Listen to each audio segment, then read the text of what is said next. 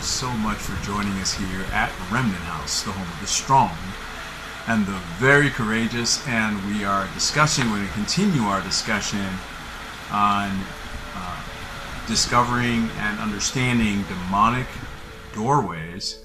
And I believe this is a very important word, especially now, walking up to the fall feasts and recognizing the season in which we live right now, and the activity level of the kingdom of darkness has increased and will continue to increase. And remember that we're coming to a crescendo here at the coming of the King. In fact, so bad it is at that time that he says that unless those days be shortened, there should no flesh be saved. And so we have to understand that this is a very serious hour that we're living in. We have enemies around us all the time, and they are motivated by the spirit realm. So if you're wondering why people behave the way they do and what is going on there, you're going to find that a lot of it comes from spiritual connections and doorways. And so if you are in the kingdom and the Ruach that you are led of is the Ruach HaKodesh, the Ruach Elohim, then you're going to have a very different demeanor and fruit and manifestation than those being led of other spirits. And so this is one of the ways that we can tell that there are some things not correct. And so many of you, whether in your own life or perhaps in those, if you're in ministry, and you or want to be or going to have to be, because there's demons manifesting around you and you need to know how to deal with that. These kinds of conversations and discussions are very important so that we can be clear on what we're dealing with. Many times there's a lot of misconception concerning deliverance, and people fall into traps with the demons. I certainly did as I was learning. And as I shared with you in our first discussion, I've been at this a while, and that doesn't mean I know everything. That means that I've had some experience, and I put that together with other brothers and sisters who also are in the trenches, if you will, and together we're seeing, as we learn, as he teaches, how to minister to these things in these situations and deliver our brethren. Remember, the goal is not to condemn anyone. And so be very careful with putting labels on a person. I've seen this done way too many times, and then even after the person is delivered from whatever it was that was harassing their life, they can't outrun the label. And this is highly inappropriate, especially when it was manifestations of a demonic spirit or an evil spirit, right? So think about the demoniac that the disciples and Mashiach met at the other end of the Sea of Galilee, and he turned out actually to be one of the most prolific evangelists in the New Testament. In fact, when they came back to the same area that they told him, no, go back to your family, and he got delivered from a legion of demons. And so that tells you right there that it doesn't matter how many there are, they can still receive deliverance. But he turned out to be one of the greatest evangelists that we don't even know his name, because the next time they came back there were 4,000 men with women and children ready to hear the message. So deliverance is very powerful in terms of its impact, not only in the life of the person that gets delivered, but now the life of those who will hear the testimony and hear the story. So if you're going through a battle and getting rid of some things or being cleansed, don't quit and don't give up, because this testimony of his goodness as he delivers you will be of greater blessing than you may even realize to those that are coming behind you. And any of you who have ever been through any deliverance and have gotten free, do share that and encourage your brothers and sisters, because it might be a little embarrassing depending upon what you're maybe having to confess, or maybe some of the areas that you fell victim to a spirit. But remember that we've been victimized by very wicked spirits. So, this is important that we keep this in mind, because as Paul wrote, we wrestle not against flesh and blood, and people are precious to Elohim. We're trying to save the people. But we must be ruthless with these spirits that are trying to take them to hell with them. And this is whom Mashiach is really speaking to when he says, you brood of vipers, right?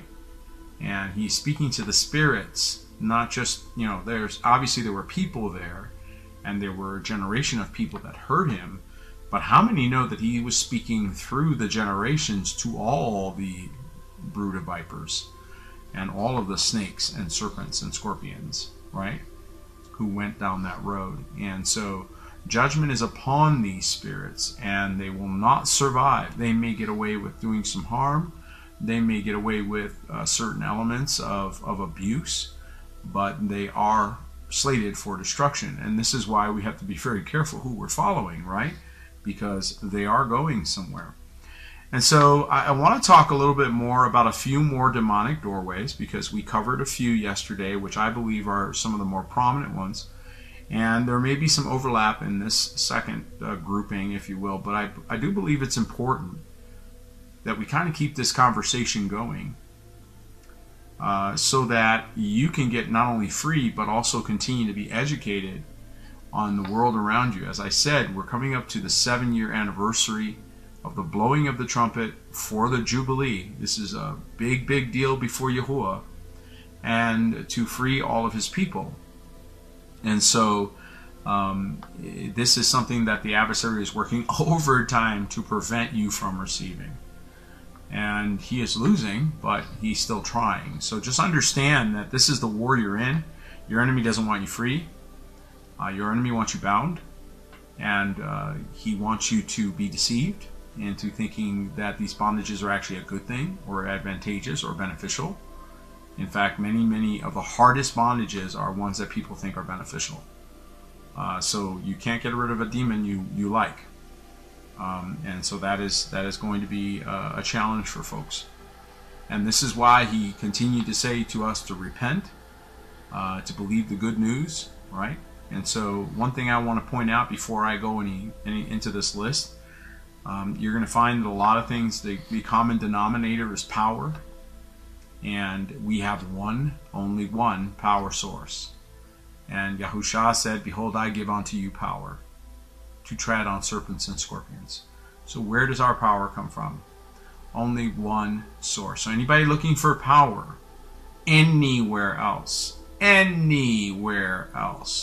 is violating the commandment, or violating Mashiach, if you will, and attempting to go around him. All right, and so Mashiach said, I am the way, the truth, and the life. No man comes to the Father but by me. So if you want access to, to Abba, you have to go through Yahusha. And anyone attempting to access power, access authority, access anything not going through him is opening themselves wide open for demonic activity. So I wanted to just say that before we get down this list, because it is a common and consistent theme. And humanity, men love power, and the devils know that. So all they have to do is find ways to empower you or make you feel empowered, and we've got problems, right? Okay, so let's go over this list. I've got an additional, and again, some of these might be overlap, but I've got an additional 16 doorways that we need to touch on. And again, like I said, some of this may be redundant. So the first one is personal sin. And this is something that we have to be very careful with. Obviously, we mentioned this yesterday. And so if your behavior is sinful, if you are committing sin on an ongoing basis, you are wide open. The adversary is very much involved in that continuation, right? So, and here just obviously there are things that can continue in a bad way. And we have to be a people that know how to put an end to that which is not okay. And so this is why we have to have control. We have to walk in the fruit of the Ruach, and one of the fruit of the Ruach is temperance or self-control. This is something you should see manifested in those that Yahuwah has anointed. There is none of Yahuwah's anointed that are not in peace and shalom. And so This is where he puts them. This is where he puts his anointed so that you will go where he said let your light so shine before men. What is this light that you're going to be shining? Shalom. It's going to be great peace that passes all understanding. And so Romans chapter 6 and verse 12 through 13 tells us that unrighteous anger, bitterness and hatred, unforgiveness, sexual wrongdoing, deceiving, lying, drug abuse, and alcohol abuse, these are commonly open doors that people use in their personal life. So anything that is abusive is going to be a dangerous area. Remember that your adversary wants to move you out of anything that is moderation. And so when you've gone beyond moderation, it really almost doesn't matter what it is, you have potential damage. So you have to be very careful to stay in humility and contentment at all times. Having food and raiment therewith be content. Contentment with godliness is great gain. And so being content is a very, very important principle of maintaining your deliverance. So once you are delivered from anything that has been taking you down a bad road, you want to reach that place of contentment. You want to reach that place of shalom and then stay there. Amen. And stop. Don't pursue what Yahuwah doesn't put in front of you. So these personal sins is the first area. And I wanted to just take a second to say that again. I know we covered a lot yesterday. But we have to be careful that we don't just flat open doors. I mean, knowing full well that it's going to be bad and doing it anyway is not a good sign. And again, the scripture tells us that if you're born of Elohim, you should not be running to sin, right? And that doesn't mean that we don't still violate Torah. We're learning a lot, so we may find ourselves in violation. But sons of Elohim, born again, should not be running towards sin. Amen. And so this is why it's important that we take a look at that, because if that's the case, then you have to ask a different question. What is the spirit? What is leading this person into this behavior? Clearly not the Ruach HaKodesh. And since we're fashioned to be led of Ruach, of spirit, then we now can discern that personal sins are, of course, going to draw us in. Another thing that you need to be very careful, and this is a very personal thing, but when you are offended, if you sit in offense, you will be attacked. Your adversary knows the rules of offense better than most people even begin to think about. All right, he knows the rules. He knows exactly how much time you have to mull over that offense. And if you let it go past sundown, he has you. And this is something that the king is very clear, or that the scripture is very clear about. Obviously, the king sent us his word to heal us, right? And let not the sun go down on your anger is a principle of the kingdom. It's a maxim of law that your adversary will take advantage of if you don't understand it. And this is why we have Matthew 18. So if you can't let it go, then you have to go to your brother. And if he will receive you, you've run your brother, right? What if he won't receive you? What if he ignores you or blows you off or won't even look at what you're saying? Again, if you can't let it go, then you got to bring 2 or 3 witnesses. And then what if he still cannot receive it and you're still telling him and you're saying, listen, brother, look, there's 2 or 3 witnesses here telling you, that you need to listen. Why do you need these 2 or 3 witnesses? What's this for? This is because it's one of the strongholds that people can have is they can have what is called cognitive dissonance. And so they can then begin to dismiss things that are right in front of them. When you have 2 or 3 witnesses, that's a little harder to do. It's a lot harder to dismiss 2 or 3 witnesses than it is to dismiss one. Right? So somebody comes to you and says somebody says they're offended at someone, that person can dismiss that offense and say, oh, I didn't do anything to you, and you're just making noise for no reason, and won't hear the person, right? Won't listen. Well, if they bring 2 or 3 witnesses, then it becomes a little harder to ignore. All right? And usually that's about as far as it should go, because most people have enough sense to know that if you got 2 or 3 witnesses that are confronting you, that's probably a good idea to stop. Even if you don't think you're guilty, it's probably a good idea to just stop right there and go, okay, I may not have meant to do that, but obviously I offended or whatever I did, and this is a good place to let it go. Some people will literally push it past that point, to the point where they need the entire church, the entire ecclesia, to rebuke that, to stand against it. And then, even then, there are those who simply will not receive no matter what you tell them. And Mashiach, the Savior and the King, says, they shall be unto you as a publican and a heathen. Right? Now, this means they're no longer part of a fellowship. They're no longer part of that house. They're no longer part of anything. They're on the outside. They need to get saved, right? If they even can. And again, the danger here is pride, which, you know, one of the biggest manifestations that you're going to see if someone has a demon is pride. An inability for that person to self-reflect, an inability for them to repent with sincerity, and an inability for them to tell the truth when it does make them deprecate. In other words, it's not flattering, right? So these are all indicators that you may be dealing with a spirit, especially when there's extraordinary levels of pride. So you want to kind of keep an eye out for that. You want to look for that as you're sitting with someone or interviewing or ministering to them. You want to watch out for a lot of the words of I and me and self-absorption. Any kind of narcissistic self-absorption where they have literally no interest except when they come up. And you can test this by multiple topics, right? So you can watch the reaction, and when you mention, you know, something about your life and no interest, something about this over here, no interest, news item, no interest, then go back to them for a quick moment and see what the level of attention is, and if it's extraordinary, if it's high, really they're sort of receiving it very actively, that is telling you right there that you may be dealing with something there. So this is where we have to be really careful. Again, pride goes before destruction, and a haughty spirit before the fall.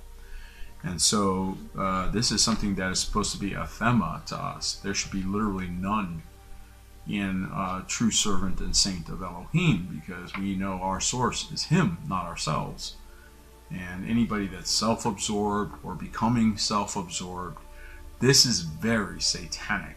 This is exactly what the 5 I wills in Isaiah reflect. I will, right? So it's very I-oriented or very self-centered, and this is also a huge indicator that this is there's a demonic stronghold in place. And it doesn't, by the way, mean that that demon is actively there, but it does mean that a stronghold was built, which can be inhabited at any time by a demon. These are what I call walk-ins. And let me take a moment to explain that. Demons are arrogant. Okay, they're very proud. And they don't really even think like the most important people are even worth their time. Certainly not the average dude. So when you talk about them like possessing a vessel, what have you, most of the time what you're actually dealing with, that we have found, is the devices of a devil, not a devil itself. So what it would mean is that they've put some thoughts into a mind, and this, because it's been repeated and because they got that thought to sort of self-generate, they don't even have to attend it anymore, and they're very good at this. So they will use platitudes, they will use sayings, they will use things that you memorize. They will just find a way to get this in there, and then once it's in there and it stays there, it's a notion or an idea, and it's a linchpin one. It's critical to this stronghold, and this is what has to be destroyed. This is why the truth comes in, to arrest these ideas. And that's why you want to look out for cognitive dissonance, because when a person is incapable of looking at something that may contradict their belief and cannot accept it, this indicates a massive stronghold, and it indicates a device of the wicked one. It doesn't necessarily mean the person has a demon. It means that the person was touched by one. Because they're incapable of receiving any kind of correction, or you always want to look out for that. That is a very bad sign, that they can't even take a little bit of gentle criticism, or you know, can't accept that they could be wrong about something. These are all very bad indicators. I don't care who you are on this planet, short of Mashiach himself, you have to come to grips with the reality that you could be wrong about something. I don't care what kind of a beautiful, amazing, anointed, phenomenal person you might be. You'll only stay that kind of a phenomenal person by being humble. So if you start thinking yourself, higher than you ought, your adversary is going to come for that. That's high ground. He likes high ground. So he will come for your pride. He really will. And he will make a stronghold there. And so be very careful with pride.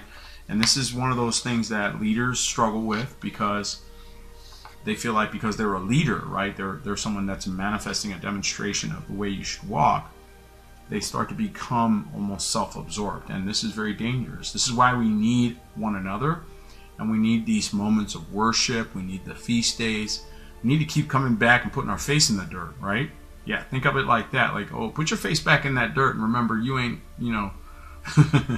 that's what you were made by, right? So it'll humble you and forces you back down where you belong versus allowing yourself to be, to exalt yourself. And many people have what Paul described as a thorn in the flesh because of that. So you don't want one of those, and just understand that this is a very serious thing.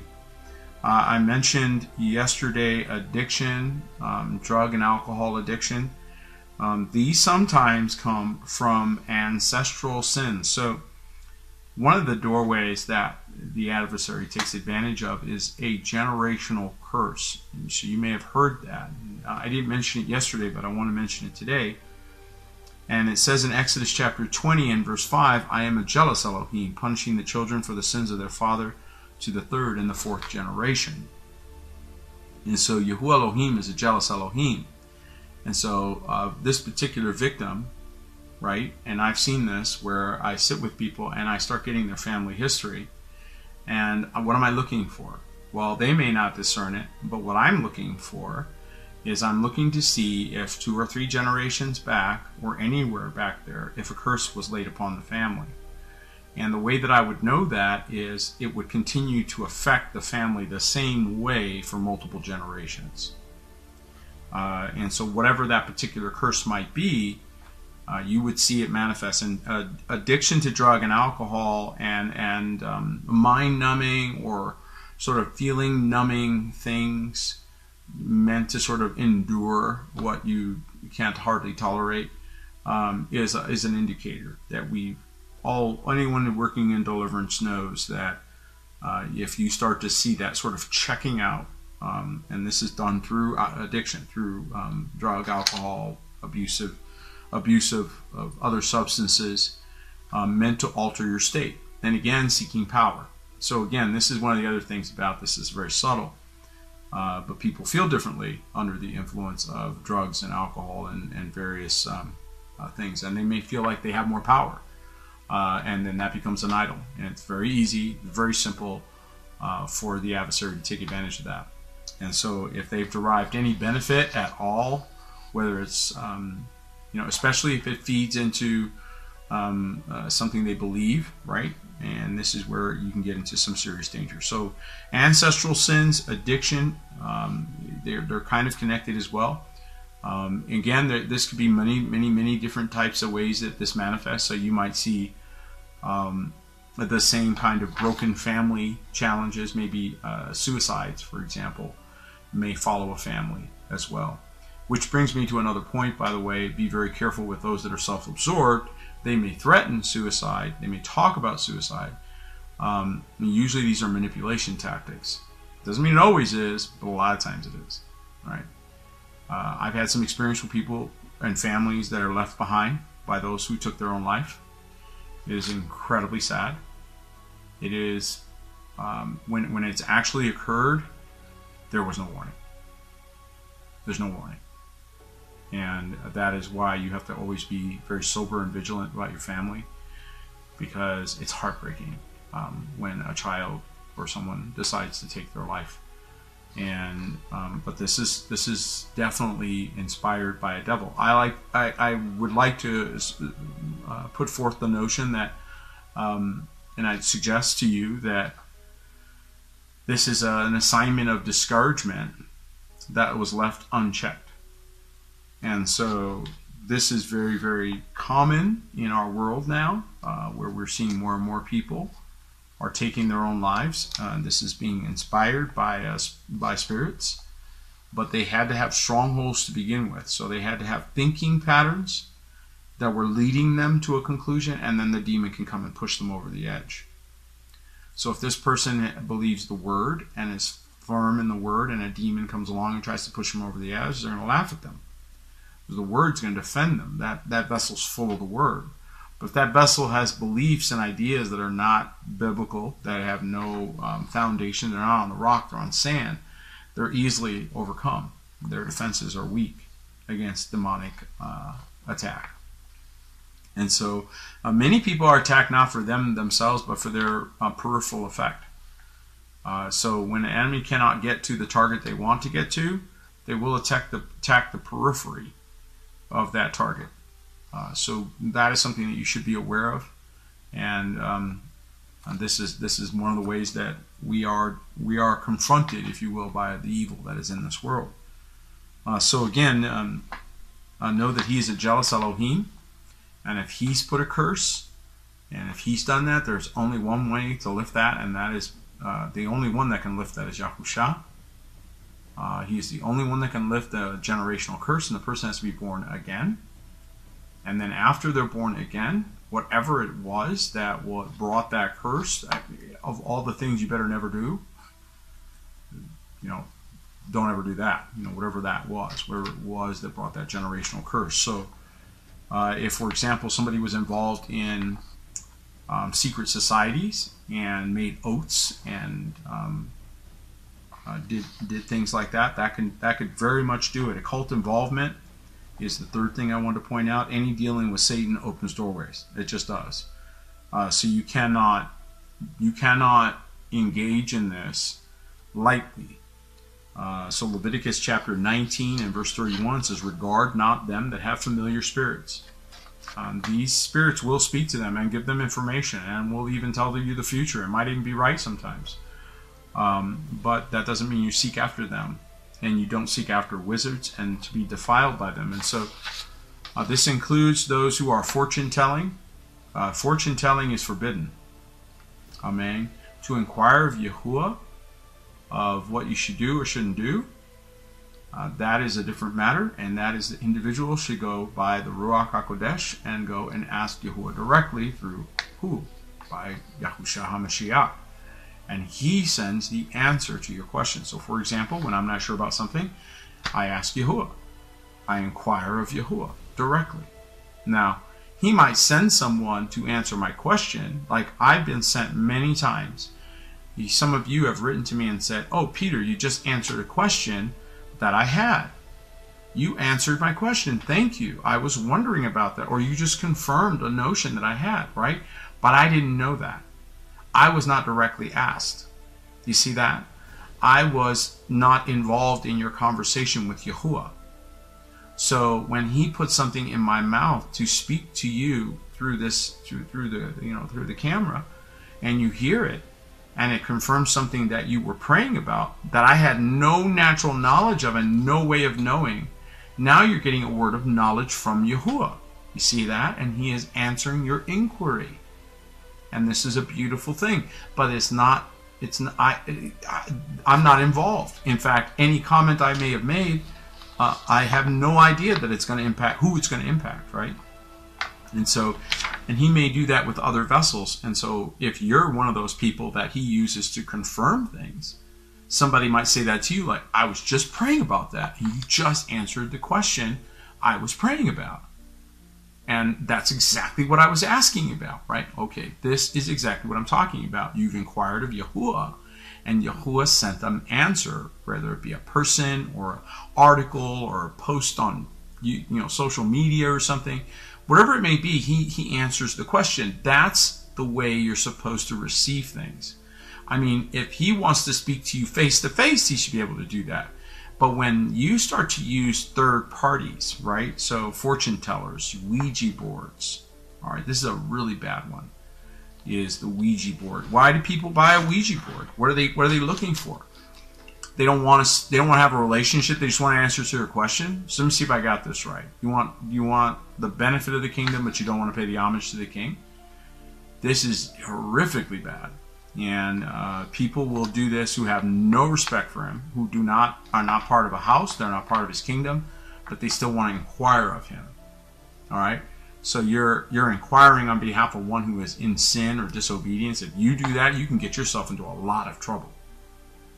So you don't really want to play middleman between people and Elohim. You introduce them to the only one who is the mediator between Elohim and man. There's only one who is the mediator between Elohim and man. So if anyone else puts themselves in that position, they are now putting themselves in the position of Mashiach. They are operating as anti or against Mashiach, or instead of Mashiach. This is very dangerous. So again, if I answer some questions, or if you prayed before the service without telling me, like, I don't know anything about your prayer, I have no idea what you're needing, and I answer your question, that is a different experience than if you came to me directly, right? And so this is why it's better not to come to me directly, not to, and just wait and let Yahuwah use that vessel or whoever he's going to use to answer your question. That's better and wiser and safer, all right? And so you have to be careful with this. This is what all Eastern religions are all about. Eastern religions are trying to access power, information, knowledge, wisdom, all right, trying to access wisdom, all of that without honoring Yahuwah, going around Yahuwah. Like, yeah, we know you're there, but we just want the benefits. We just want the things, not you the person. And you can already discern how foolish that is and how insulting that is to him, right? So he doesn't confirm that. Transcendental meditation, yoga we mentioned yesterday, New Age, using any of these portal openers like a mandala, right? So people put these on their wall, or they think they're clever, and they cause devastating effect. In fact, one of our elders here was telling us about the bridge that fell in Minneapolis, and right before it fell, they had done this ritual with a mandala and, calling up demons and all this different stuff, and the bridge falls. And this was a horrible tragedy in Minnesota history. I had no idea that was what caused that, and I lived there at the time. In fact, I had crossed that bridge like 30 minutes before it fell. So, and I was oblivious. It wasn't my assignment. Somebody else was on that, and they knew why that had happened, and it had to do with sigils, and you got to be really careful with these things that the devils have come up with, and they lie to you and make you think that they're powerful. Like, again, seeking power, and whenever people look for power anywhere other than Mashiach, they're already in trouble. They're already in trouble. He's the only way.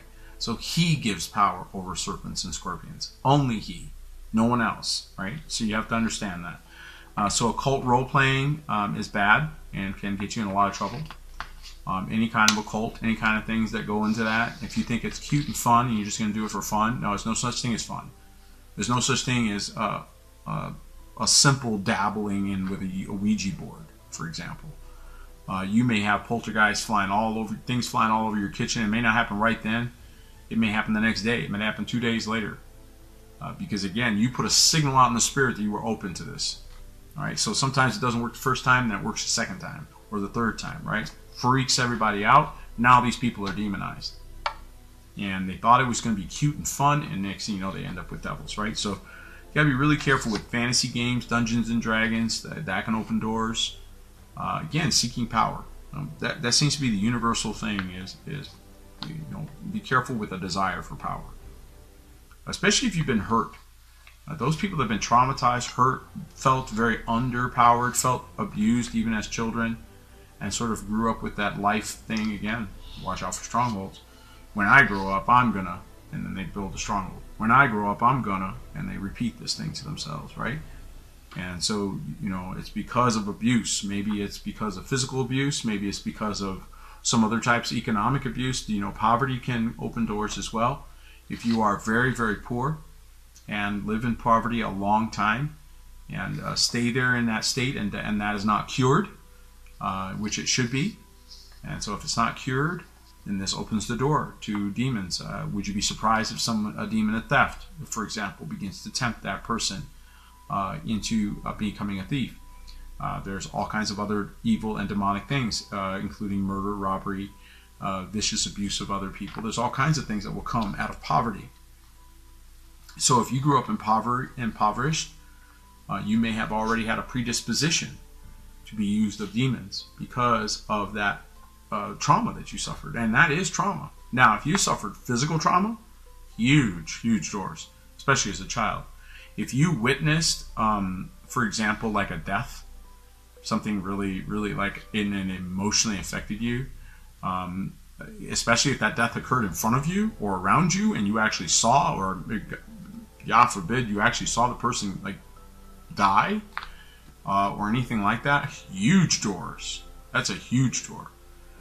In fact, that is probably why the person that happened in front of the victims was for the purpose of trauma and for the purpose of cracking and creating a altar and splitting the personality. And so a lot of times you'll see multiple personalities manifest, and it's not that they are two different people, it's that they literally, there's moments when they literally give themselves over into that stronghold. So it's really dangerous. All right.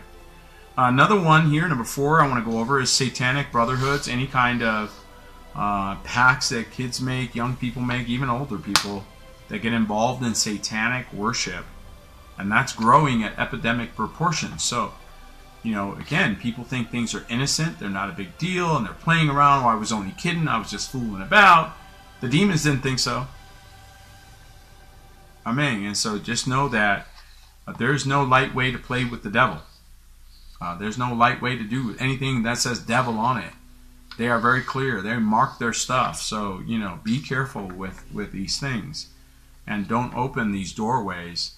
And if you have been in a brotherhood or worship or any kind of compromising thing, don't be discouraged. Don't get sad. This is the reason for this broadcast. And it's a very simple prayer and submission to Yahuwah. It just has to be very sincere. And as you submit to Yahuwah, you resist the devil. And what must he do? He must flee. This is the sequence. Submit first. You can't just go straight to resisting the devil. So there's a whole lot of people, they want to skip the submit part. They don't want to be part of a fold. They don't want to be under authority. They don't want to be with their brethren. Nope, they just want free from the demon. Well, that's going to have limited success. This is part of how these demons take advantage, and they create situations, but even if they didn't create the situation, they'll take advantage of it. So any kind of trauma, especially in a young person's life, you need to address that trauma in an edifying way, and then you need to bring that person out of that trauma with a lot of love and a lot of ministry, so that they are not affected by it. I remember when our house burned down, and my 3 daughters were home. I was teaching on a Shabbat, and one of them went in the kitchen to heat something up and lit the house on fire, right? And so this was a very dramatic and traumatic event, right? This could really, really open doorways and be very negative. And so, especially for children, if their house burns down, it's a traumatic event. When I went and found them, I found that, you know, my family was outside. I got home, and fire trucks all around the house. So it was, that's an experience I wouldn't wish upon anyone. And he impressed in my heart right then and there that the children should not go inside the house. And so they were not allowed into the house, and we went straight to a hotel, because the house, the whole top, it was a split level, and the whole top had burned. So that, like, bedrooms and mementos and personal things, you know, gone, right? And so we went straight to a hotel. I told the children it's going to be fine. Literally 3 days later, we were completely in a new house with new furniture. I mean, 3 days is all it took him before we were already resettled in a new place. And they never went back to that house. That he put that very strongly in my spirit. Never let them back in here. And they never did. And do you know that my children don't even mention that fire? They don't even talk about it. It's like it didn't happen because of the way that it was handled. Had they gone back into that house, they might have been impacted with some trauma, right?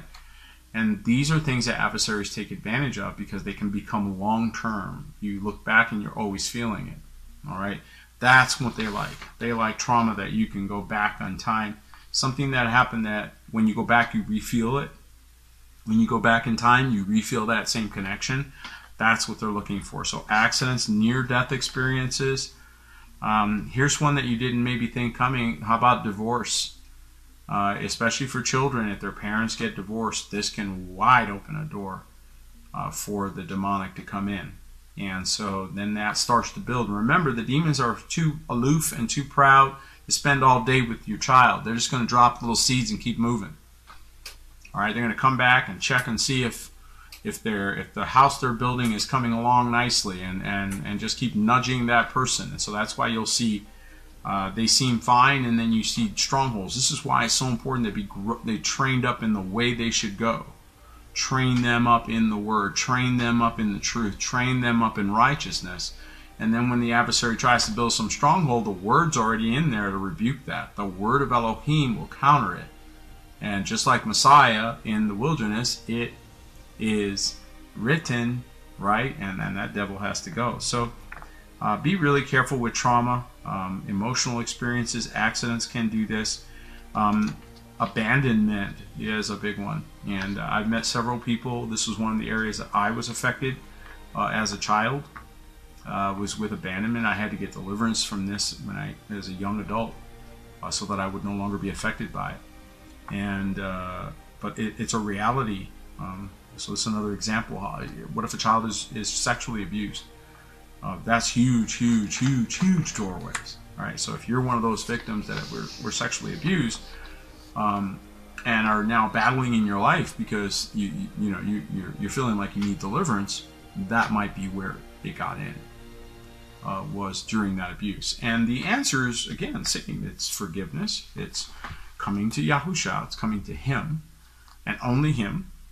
And it is to forgive that offender. And it's not easy, but you got to do it, because remember what I told you, they need the drama, they need the traumatic experience to continue to re-afflict you. So if you go back in time to that moment, I'm giving you a secret of deliverance here. If you go back to that time in that moment when that event occurred, and you go back with help, in other words, you're not a victim anymore. Now you're going with your brethren, and we're doing an assessment, and we're forgiving. We're spraying the room with forgiveness. That memory no longer has traumatic power over you, and now is a clinical memory of just an event, which is what we're trying to get you to. Why? Because the trauma is what they're looking for, the emotional trauma. Remember we talked about yesterday how the adversary uses feelings.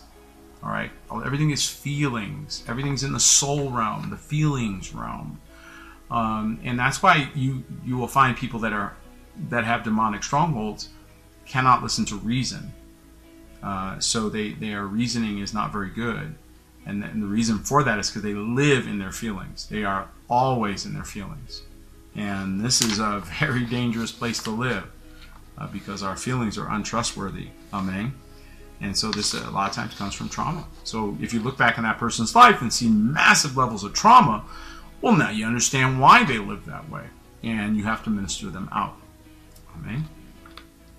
Another one that you may want to look out for, and this number 6, is a death wish. And I met someone who kept talking about, their death all the time. And I started to really look at this person going, what is going on here? Why is this person always talking about, they're morbid almost about, oh, they're going to die here, or they're going to die there. And they're always talking about that. This is a stronghold at minimum. And may be, in fact, a demonic spirit that is pushing this person towards suicide or bringing about their own death. The challenge here is that they may bring others with them, right? So you really want to be careful with this. When people talk about death, they usually mean it, so just be careful. Now, again, suicide, people can use that, and I've seen that used a lot for manipulation. So I'm not really talking necessarily about people that just, sort of threaten, oh, I'm going to go kill myself. That's not what I'm generally talking about. I'm talking about people that have like a death wish. You know what I mean? Like they jump off things and they talk about their their demise almost in a glowing way. This is not a good sign. And it can lead to the committing of suicide. But again, like I told you, usually that happens, you don't know it's coming. So you just need to be aware of it. And again, if you're ministering to someone who is struggling in this area, right? So if they're struggling with this, be very sensitive to it. Don't be mean to them. Don't try and push them off the bridge, obviously. But at the same time, don't let them manipulate you with the threat. You have to deal with, the only way you can get rid of demons is with the truth. And so tell the person the truth. You can do that, but then you're going to pay the consequences. And here's what's going to happen. And here's the results. And as you do, as the truth comes in, it dispels lies. And remember that all these bondages and strongholds exist because of lies. So you're going to find these people, anyone who is traumatized by demons, that believing lies. That's the only way the demon can stay. They must abide in error. They cannot abide in the Ruach Emet. They cannot abide in truth. So they have to constantly be in error. Even if it's only a little, they got to always put error in. So this is something you want to be careful about. I already mentioned drugs and alcohol. This will become, this is when your restraints start to come down. And it masks your hurts instead of you dealing with them or confronting pain, confronting trauma. It's an attempt to hide from the trauma, an attempt to escape. It's escapism. And as we shared yesterday, it is not effective in escaping. That's not the way to escape. Yahuwah has to make the way of escape. And this is why, again, you must come to the mediator between Elohim and man and get escape from him. Right? He will never let you be tried, tempted, or tested above that which you're able to withstand. And with every trial, test, and temptation, he will provide the way of escape that you would be able to bear it. And the answer is not at the bottom of an alcohol bottle or a pill bottle or any other bottle for that matter. All right? So we have to be careful with this door. This one opens up deceptions concerning reality. So if you get into, for example, mind-altering drugs, if someone's gotten into mind-altering drugs and then a year later or 2 years later, they may have long ago stopped doing those mind-altering drugs, but they're now suffering the after effects. And again, it doesn't always have to be a demon. It can be demonic, but it doesn't have to be actually attended by a demon. It could just be the stronghold or the pattern of thinking that the demon can walk in. So what's a walk in? It means it's already preset. It's already, just all it needs is for that spirit to walk right in. And so this is why strongholds are something that we tear down. So how do we tear down a stronghold? For example, somebody believes something, they think it's totally true, right? And they're like, no, this is the truth. And then you show them evidence that's counter. What are you doing? Well, what you're doing is you're breaking a lie. And the truth comes in and breaks the lie. It doesn't always work. In fact, the more resistance you see, the stronger that stronghold is. So if you ever see somebody with cognitive dissonance, and that's described, the definition is an inability or a hostile reaction to evidence that contradicts a belief or a standing belief system. And so this happens a lot, especially on social media, and I see it all the time, where people struggle with information that doesn't confirm their narrative or doesn't confirm their belief, or their maybe they believe a certain doctrinal point or a certain philosophical point, and then the scripture comes in and contradicts some philosophy. Now they have a choice. They can go with this philosophy, which has now been proven error by the scripture, or they can embrace the truth. This is a moment of truth right here. This right there, that's the comfort. Remember I told you, all deliverance is a truth encounter. And this is how you test if the person is ready to be delivered, is a truth encounter. So if someone has cognitive dissonance to the point where they will not look at evidence that's right in front of them, they're saying the sky is red when it's blue, and you take pictures and say, here's the sky, or whatever it may be, and they're having a hard time with it, this is an indicator that you're dealing with demonic forces, or at least a stronghold at the very minimum, and more likely dealing with an active, depending upon how important the person is, a very active demonic holding the door, if you will. And so again, drugs and alcohol do this, and those restraints come down, and that opens people up to deceptions, which later on they will argue like they have some deep insight, and here they got it when they were in a drug-induced stupor. And they didn't even discern that it was a demon that put that thought in their mind and now built the house, which is hard to tear down. Right? So it takes weapons of warfare, which are mighty through Elohim, to the pulling down of strongholds, to pull that thing down. It takes skilled workers, people that have patience, that don't allow demons to get them upset, that don't allow the demonize to get under your skin. You cannot get in your emotions. This is where they live. This is where they live. They live in your feelings, your emotions. They abide there in that realm. All right? So if you try to deal with these spirits emotionally, you're going to lose. I'm just letting you know right now, you're going to lose. That's their high ground. We come by Ruach. We come by word, by the Ruach Elohim, and we resist that way. First, we submit ourselves to Yahuwah Elohim, who is Ruach. So we submit ourselves under the Ruach of Elohim. Then we resist the devil, who is on the other plane. He is operating in that soul plane. And then he will flee from us, right? And we recover our emotions. And we recover that area that the adversary was trying to take over. And so this is what makes it hard, folks. It's because it's emotional. And emotions really can rule a person. If they are ruled by their emotions, they're not led by the Ruach. Emotions and Ruach are two different things. Worldly music is another one, number 8 here. And it is all satanic. We used to just say rock music, right? We used to go, oh, that rock music, it's backward mass, and now it's all of it. And you can do your own research on this, but they actually take the masters of the music whenever they have an artist that they give them the lyrics to, by the way, and just have them perform. And they take it and they perform witchcraft on the master copy of the music before it's sent for distribution.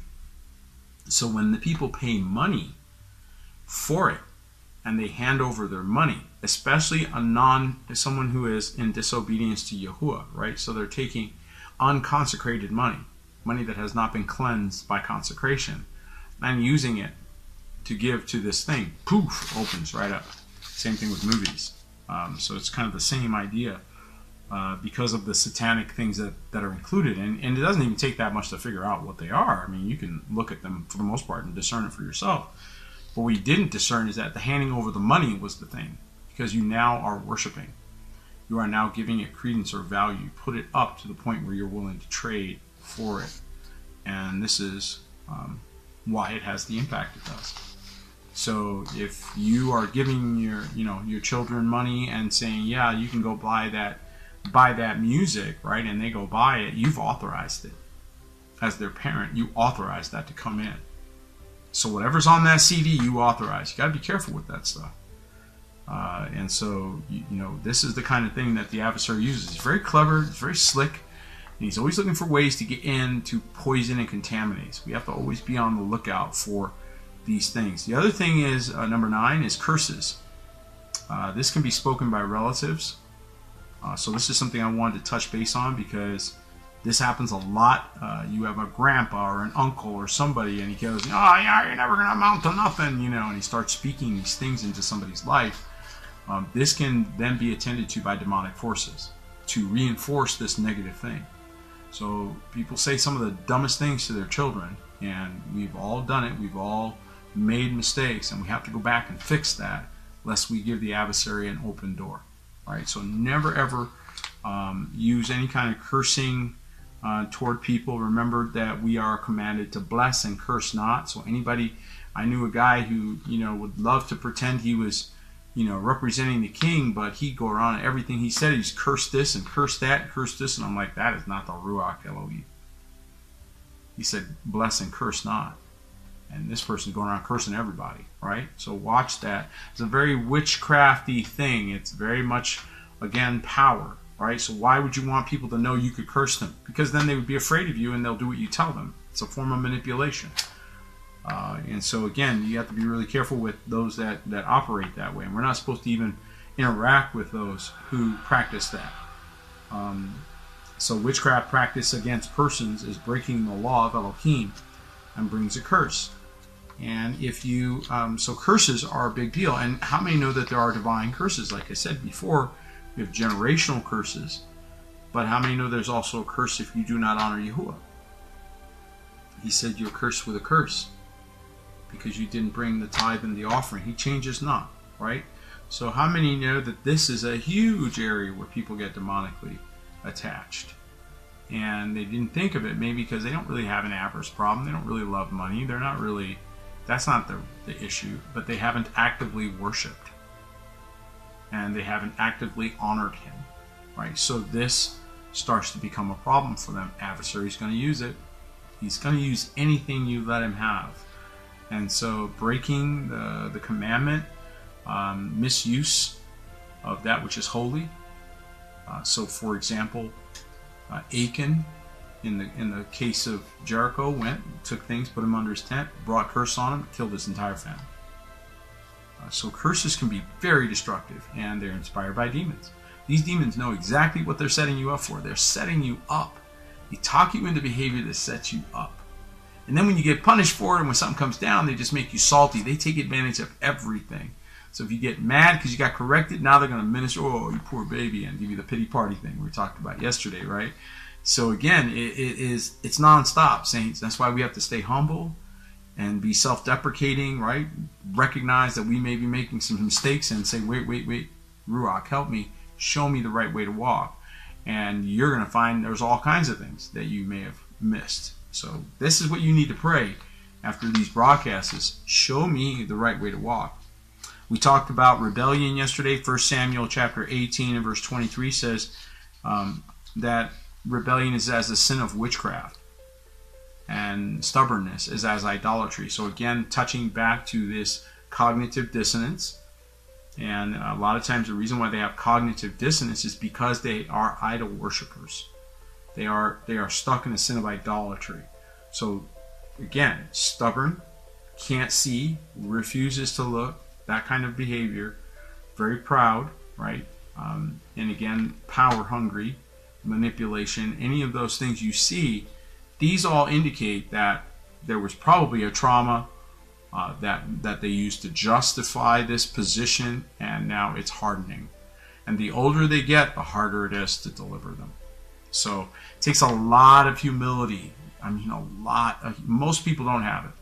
Let's just put it like that. It takes a lot of humility. Young people are more naturally humble when they're corrected because they're young and they know that they don't know everything. But when someone gets over a certain age and you try to correct that, unless they're very humble, they're not going to receive it. So it's, the older they get, the harder it is because they get too used to certain pathways of thinking. And that's what this is all about. Thoughts and imaginations.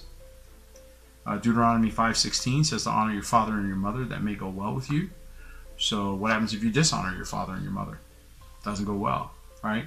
So again, this is a command with promise, and people can break that. So they can be rebellious against their parents and bring upon themselves a curse.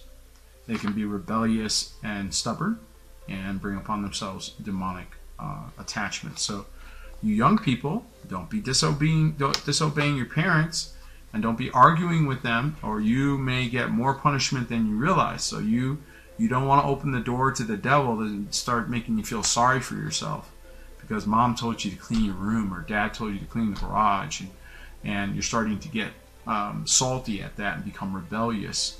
This is very dangerous behavior, and it starts as young as they can get you to start. So they'll start you 2 years old if they could. They're always working for future. So they want to ruin your future, not just your present. You just need to understand that.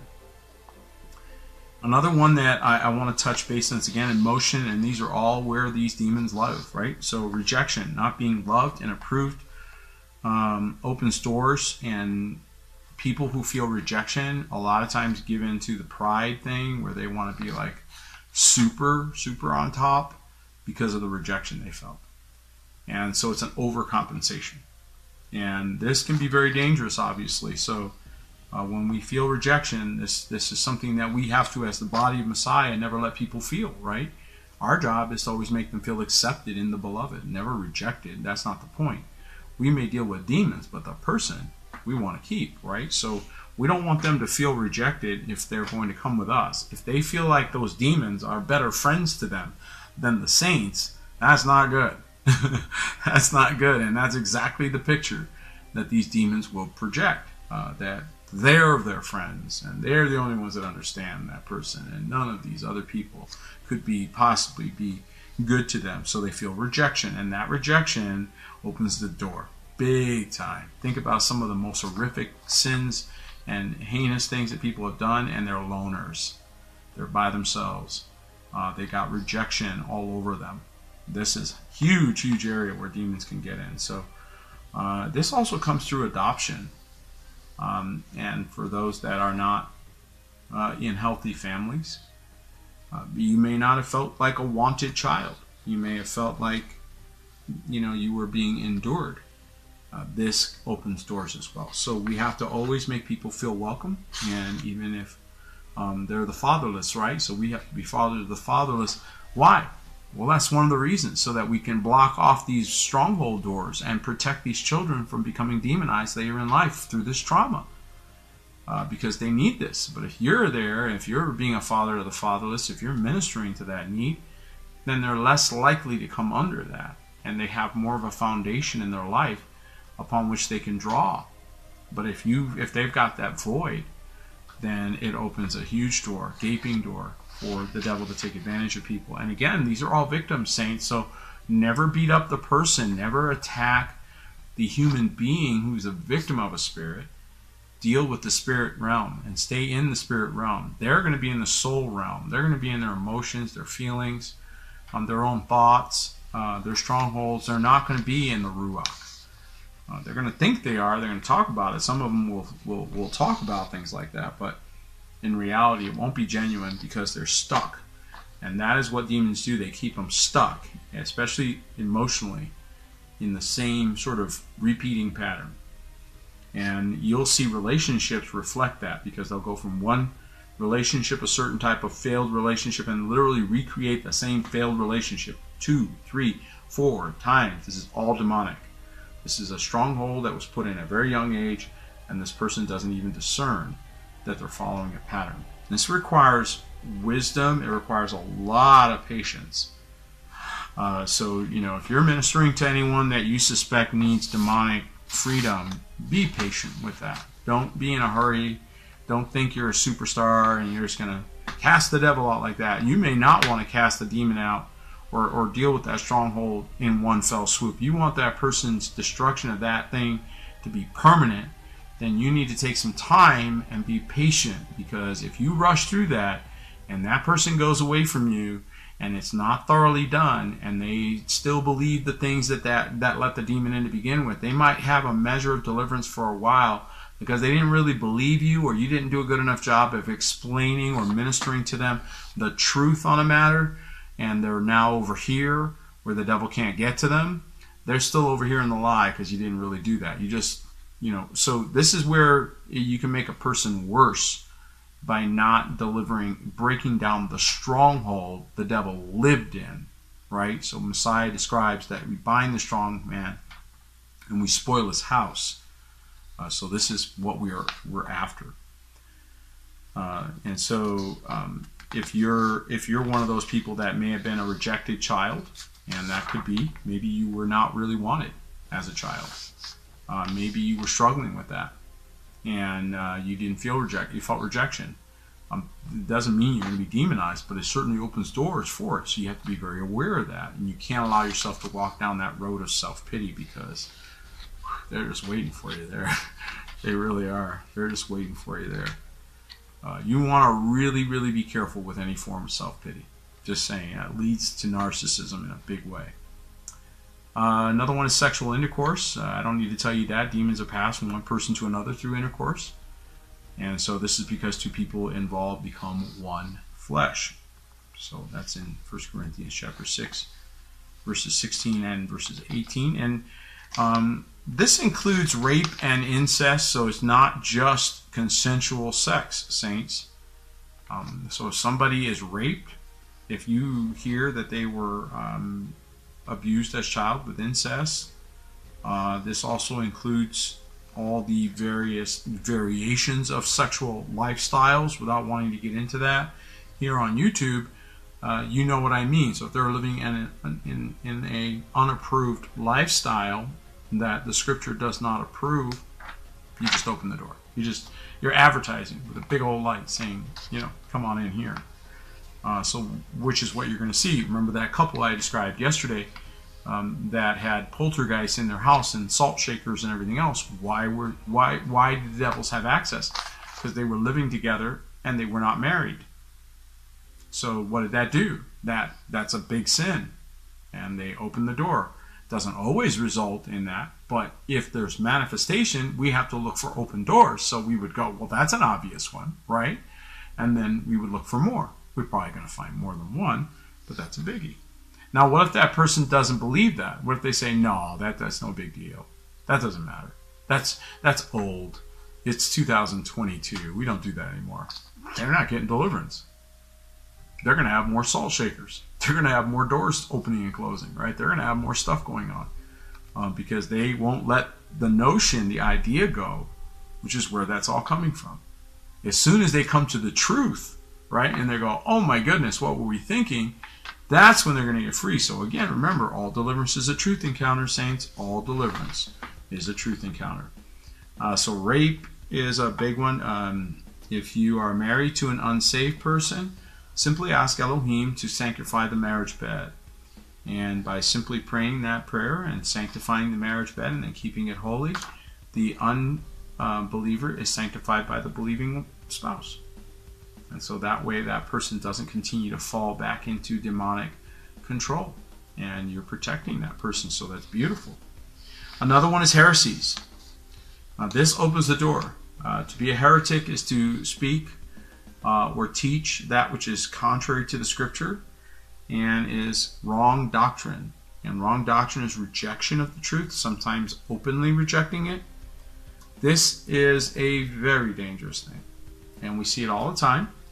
Again, going back to this cognitive dissonance, right? So we are all of us are coming out of the delusions.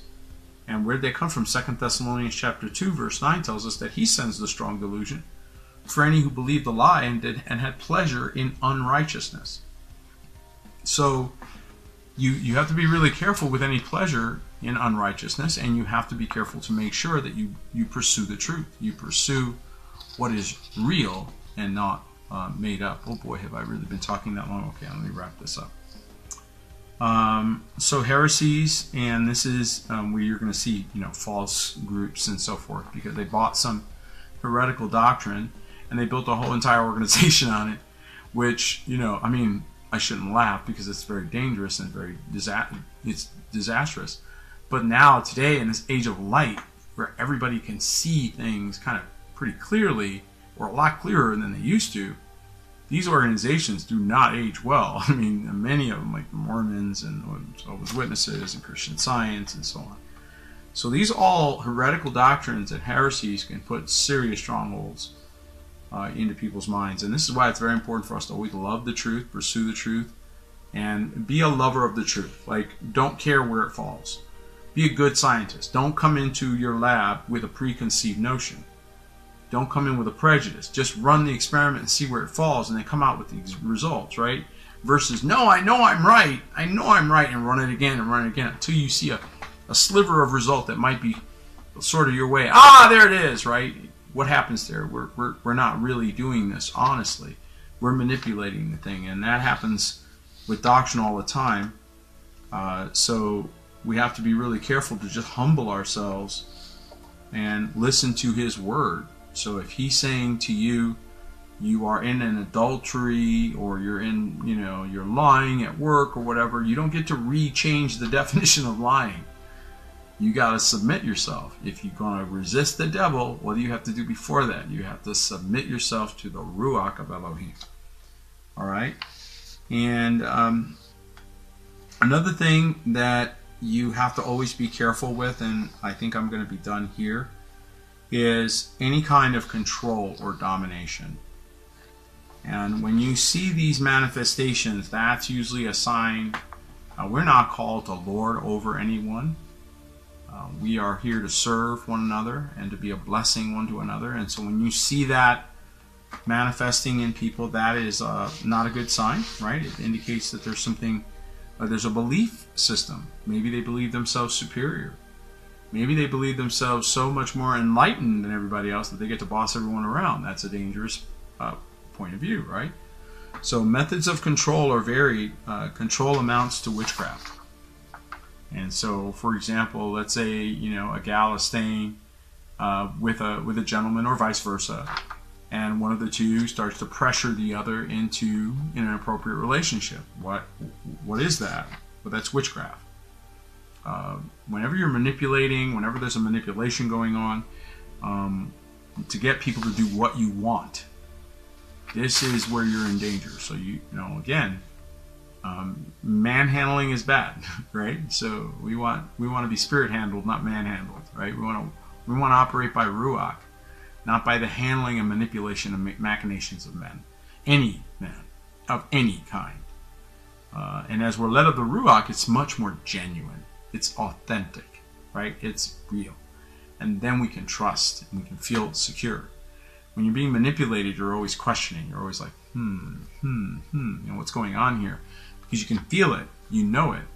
And so this can happen with parents showing an unnatural control over a grown child. We do see these things. You can see that in husbands and wives, and it can be either one. They're overly domineering and very controlling. This is not a good sign. This usually indicates that there may be a problem. Well, it doesn't always indicate a problem, but it certainly indicates a stronghold. Religious leaders can become dictators. So if you see this, whether it's a pastor, small group leader, it could be an assistant small group leader. It doesn't have to be the person even in charge. It could be somebody, and they're just a rule maker. They're just like, you got to do this and you got to do that, and they're in control all the time. That's not a good sign. That usually indicates that that person may be over their skis a bit and may have fallen into a pattern of domination and control. And again, dig a little bit. What do you find? They grew up in a certain way. They grew up with, you know, certain things that develop these thought patterns, and they just ignore anything that rebukes it and continue to just look for affirmations that, you know, that they're right, and that's it. So religious leaders can be kind of the scariest ones of them all. You really want to be careful there. And anybody who's playing God, anybody who's playing Supreme Creator, anybody who's like, I'm the ultimate answer, or I'm going to tell you the answer. It's a cult leader. I mean, that's what that is. So again, we may inadvertently, by the Ruach, have answers, but to position yourself as the answer guy for all things is a really dangerous thing.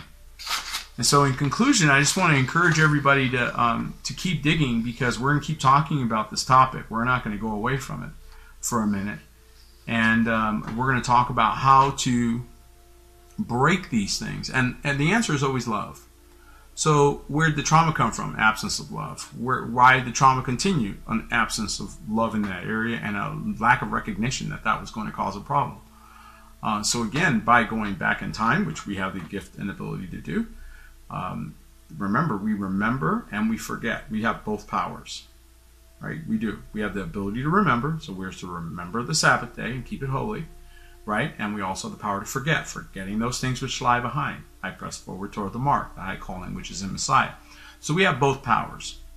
And something that is troubling you or continuing to cause you harm, then you have to go back and remember that moment and then sanitize it with what it's needing, most likely forgiveness. So if you go back in time to a traumatic event and just start forgiving right there in that moment, go back to that moment and forgive, you will never remember that event again the same way. From the moment you forgive and bring forgiveness into that room, into that memory, that trauma will end. Just like that. So And that person can now remember that memory without the trauma. And the trauma is what triggers the demonic influence. So remember that these demons are always looking for control of your emotions, because they know that if they can lead you by your emotions, if you get emotional, think about all the ways in which people sin. A lot of times it's just in the flesh, it's in the soul, it's in their desires, it's in their wants. The lust is in the eyes, the pride of life, all these things that are coming from the soul realm. And you are made of Ruach, right? So you're operating by the Ruach, not by the soul. Yeah, soul, you crucify. You tell yourself, listen, we're going to fast today. Your soul, your body, you don't feel like fasting. Spirit man says, we fasting today. What's happening? You're taking dominion over, you're taking possession of your soul. So in your patience, possess ye your soul. Let's pray. Heavenly Father, I just pray for every one of these, my brethren. I pray that you would continue to reveal any demonic doorways that inadvertently or intentionally were open. And I just pray that they would not only be exposed, but that you would bring remedy for each one of these, my brethren. That they would know exactly how to go back and repent, how to deal with these doors that got open. And I pray that you would grant them not only the wisdom, but the courage to go back in time and deal with these things that are continuing to cause them harm. I pray for parents who are raising children, and I pray that if they have suffered any traumas, that you would heal those traumas with love and with blessing, that all the memories would be blessed, and even if there were difficult times, that these would not be used by the adversary. And so, Father, I thank you for healing. I thank you for bringing breakthrough. And I pray for everyone that hears this broadcast to be set free in Messiah Yahushua's name. Amen and amen. Yay! I love that part because I feel like whoosh. I just felt it. It was like whoosh. Oh, a nice big whoosh of water, and now you're getting clean out there. Know that he loves you. Know that he wants you to understand these things so that you're not a victim. And we're going to get into this a little bit more. There are more layers of this that we have to kind of scratch. And this is not an easy area. We have to talk about some of the ways in which demons manifest. We have to talk about how they can do harm in the ways that they do manifest. And so we've got to be a little wiser about these things. Now, this is something we're commanded to do.